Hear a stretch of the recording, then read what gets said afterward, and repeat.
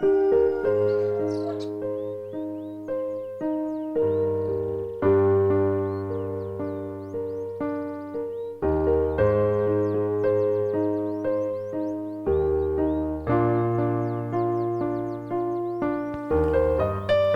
be like Jesus, cultivating the soil is doing God's service.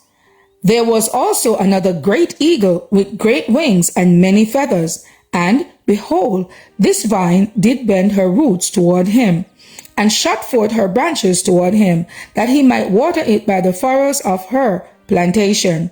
It was planted in a good soil by great waters, that it might bring forth branches, and that it might bear fruit, that it might be a goodly vine. Ezekiel 17, verse 7 and 8. The tithing system was instituted by the Lord as the very best arrangement to help the people in carrying out the principles of the law. If this law were obeyed, the people would be entrusted with the entire vineyard, the whole earth.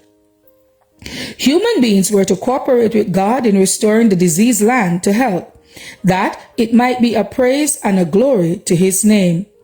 And as the land they possess would, if managed with skill and earnestness, produce its treasures, so their hearts, if controlled by God, would reflect his character. In the laws which God gave for the cultivation of the soil, he was giving the people opportunity to overcome their selfishness and to become heavenly minded. Canaan would be to them as Eden if they obey the word of the Lord. Through them, the Lord designed to teach all the nations of the world how to cultivate the soil so that it would yield healthy fruit, free from disease. The earth is the Lord's vineyard and is to be treated according to his plan. Those who cultivate the soil were to realize that they were doing God service.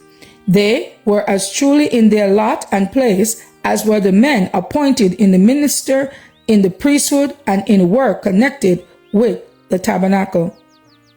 God told the people that the Levites were a gift to them, and no matter what their trade, they were to help to support them. Through disobedience to God, Adam and Eve had lost Eden, and because of sin, the whole earth was cursed.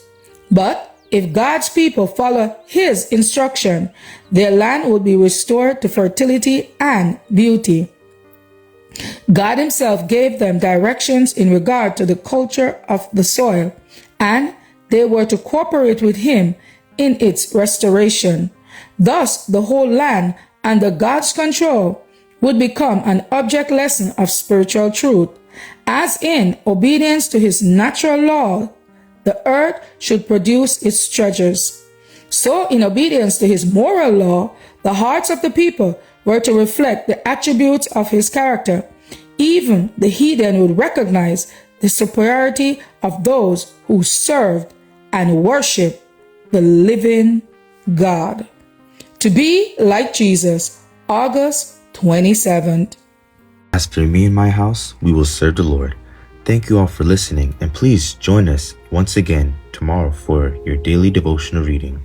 God bless.